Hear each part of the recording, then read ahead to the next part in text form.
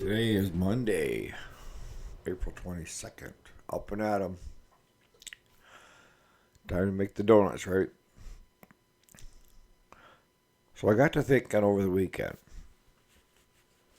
because I'm seeing a little bit of misinformation out there. So what I thought I would do is go into getting exactly what you need and knowing what you need when it comes to lawn and garden. Stay tuned. Other things too.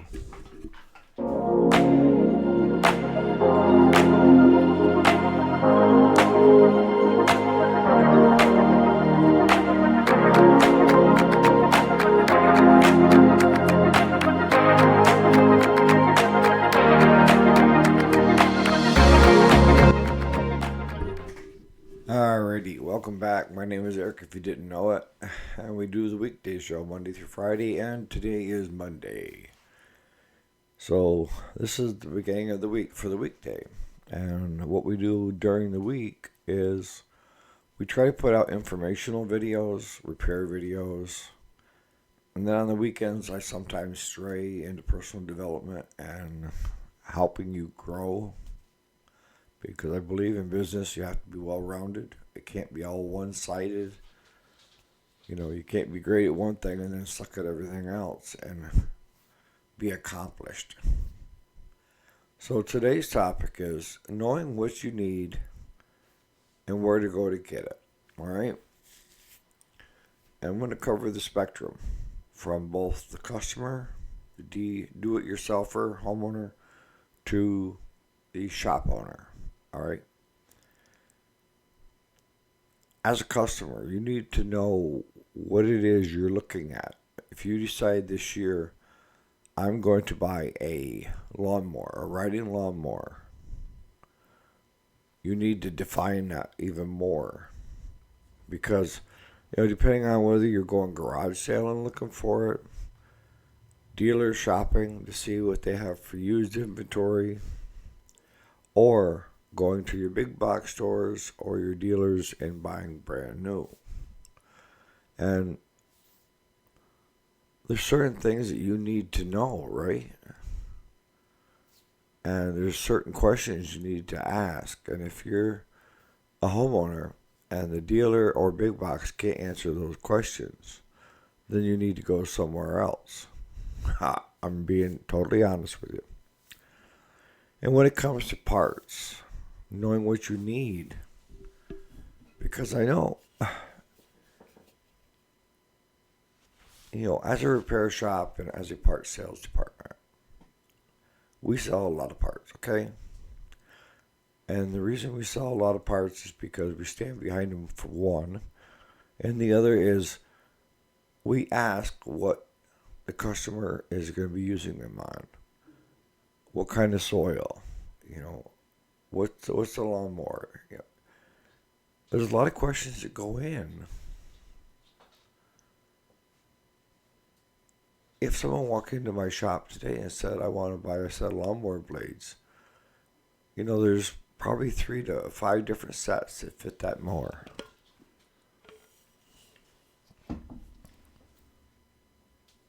Now, if the customer comes in and says, I need a set of high lift blades,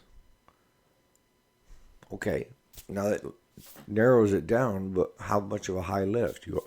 Because you have high lift, medium lift, and low lift, right? I ask what they're going to be. What's the mowing ground like? Is it clay? Is it sandy loam? If it's sandy loam, I'm going to push you towards actually, either way. Actually, I've changed a lot on that. They have what they call press blades. That's what I call them. And Sten sells them. At least they did, and they were out of Mexico. That's where they were made.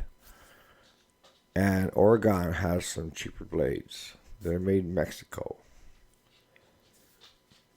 They aren't going to last in sandy loam. They may last a conventional homeowner, the season, but the guy in Sandy Loan, he's going to be pissed, or gal. They're going to be pissed because their lawnmower blades aren't lasting. And for a few bucks more, I can get them into a good copperhead from Rotary, a good blunt blade from Stens, and a good heavy-duty Oregon blade. Are they more expensive? Yes, they are. But in the long run, you may get the first season and you just need to have a touch-up. So you may get 2 to 3 seasons out of that set of blades because of how thick it is, how heavy duty it is, how well it holds up. Versus sometimes not making it a season. And when we sell our customer the cheapest thing that's in the shop, and they don't make it through a season, what's that going to say on us? It's going to say we didn't ask the proper questions. And it didn't answer the proper questions.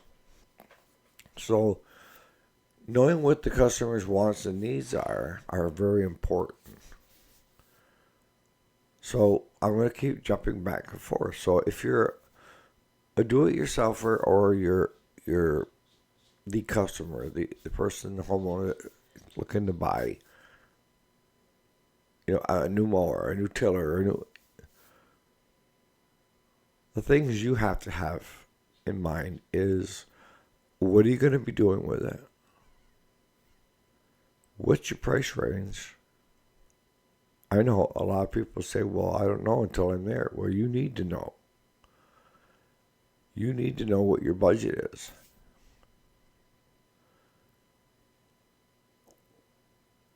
There's a lot of dealers, not a lot, but there are dealers out there and big box stores that will put you into things that you can't afford. Or it would have been cheaper to hire somebody to come in and do your lawn for the season, and you still would have had money in the bank by the time you get done with your payments. And this goes across a large spectrum. I'm the same way when it comes to buying a vehicle. I know what I want, what my needs are, and I know what my budget is, and I know what I want for my trade-in. And if all those don't mesh, it just doesn't happen. It's okay to walk away. I'd rather walk away than lose my ass. Because there are dealers out there that don't realize that they're salespeople. Some do. Because the salespeople get the, little bonuses. But the salesman, instead of finding out what you need and what you want and what your budget is, and then meshing that together and looking to see what they had on the lot, and maybe they had the perfect vehicle on the lot, but it's not the right color, but if you can get them to that vehicle, there's no reason why you can't order from a different dealership, do a swap. That's what they do. And have that right color in the dealership within 2 to 3 days.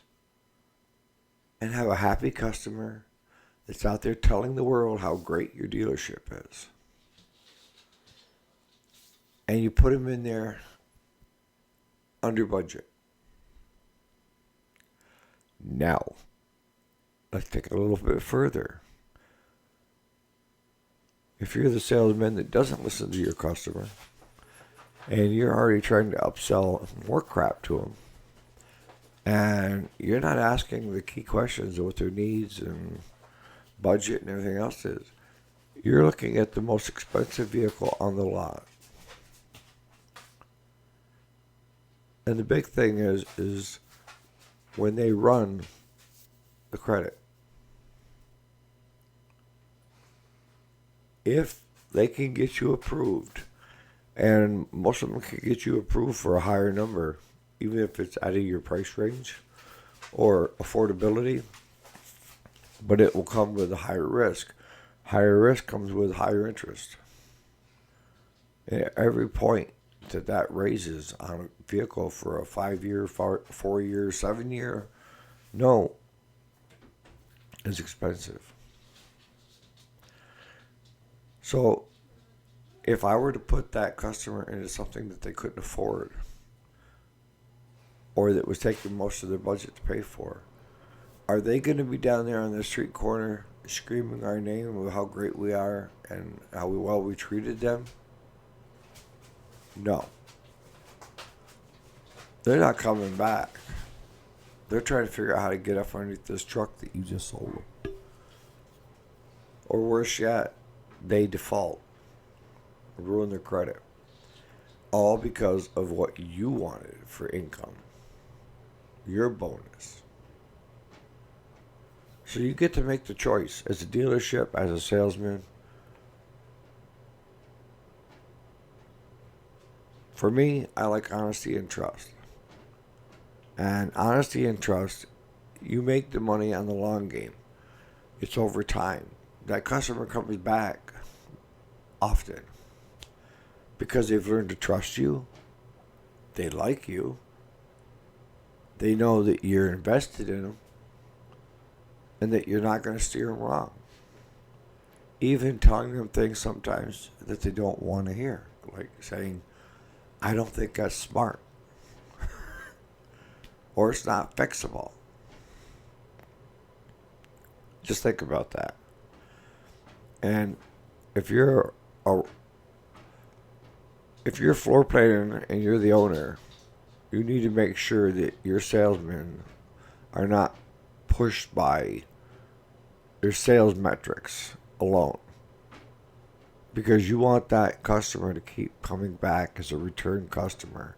That's where you're going to make your money, is longevity over time.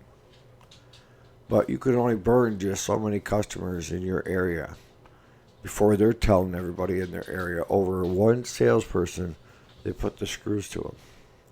And you may have 5 sales guys, but if you got one bad one, or if you're a dealership that encourages your salespeople to upsell everything, to get them in as deep as possible, you're losing. You gain in the short run. You got it. You made some dough, right? But that's going to be it, is what I'm trying to get across to you. So if you're an owner, you need to look at the long game, sit down with your salespeople, and talk to them about the long game, and understand that if you want to have a residual revenue year after year, you have to treat that customer well.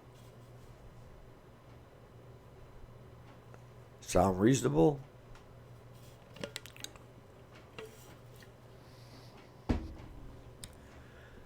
So, the other thing you have to be is knowledgeable in the stuff that you carry. And when someone comes in and wants to buy a lawnmower blade, you simply need to know, do you want a lift blade or do you want a mulching blade? Basically, there's 2 types of blades, but there's other blades within the blades. You know, on the mulching side, you have gator blades, you have the 2-in-1s, there's numerous ones that are in there. And in the lift blade, you have the low, medium, and high lift. The lift blades are more for side discharge and baggers. And your mulching is to push it back down into the ground. Cut it up as fine as possible. And push it back in a downwards so that the nutrients from the dying grass will be absorbed with the soil and become one again, and give your ground, your grass, a good healthy grow. See, I know a lot of people that bag it because they think it looks terrible after they mowed it. And if you're looking to mulch it and get it back down into the ground, you need to buy a mulching blade, right? If you're looking to bag it, you're going to want a lift blade. Now, what I see often too is somebody will buy a high lift blade for a side discharge without a bagger, and you end up like with little windrows because you're cutting it at too high a height. And the lift blades are going to cut it basically once, and it's going to be out the chute. Where the mulching blades have got not only your primary, secondary, and sometimes three different cuts on it before it gets pushed back down onto the ground. It doesn't escape. Mulching blades you want to mow when it gets, you can't let it get tall. Mulching blade isn't going to work worth squat. Or if you're in wet soil, it's not going to work that great. But you need to know that as a business, and you as a customer need to know that there are two different style blades and what the uses are for each blade. So I'm going to start wrapping this up. If you're a shop owner, you want longevity. You want money over a long period of time, and that means return customers. We all know as a shop owner, dealership, parts department, that if you steer your customer in the right direction and they keep coming back over and over again, it's cheaper in the long run to have returning customers than it is to go out and find new. Finding a new customer is a lot more expensive, especially when it comes to your advertising. And if you're not getting word of mouth out there from your existing customers, or you're doing a one-shot Debbie on them, where you put the screws to them and they don't come back, then you need to rethink what you're doing as a dealership or as an owner. As a customer, you need to know what it is you want, what you're going to be using it for, and what your budget is. And you need to stick to it. I'm buying a lawnmower this year. Do I want a bagger on it? If I want a bagger on it, what kind of blade do I want on it? All these things can be answered by a good dealership. But now as a customer, you have a couple different areas you can go. You can go at garage sales, auctions. But my tendency and my line of thinking is if it's at a garage sale or at an auction, there's good chances is it's costing that prior owner, pretty good chunk of maintenance on it every year, so they're getting rid of it. Or there's a problem with it, and they've just kind of doctored it up. I see that a lot of auctions where they have like a spring auction, and you'll have like 50 lawnmowers sitting there. Unless you know who has it there, you really want to look it over, and you really want to pay attention to what's going on. And you want to know what your budget is, because sometimes I've seen people overpay at auctions. Yeah. So on that note, you guys have a great Monday. We'll catch you here bright and early tomorrow morning. And I do have a lawnmower blade video I'm going to put out this morning as well that I did yesterday afternoon. And on that note, you guys have a great day.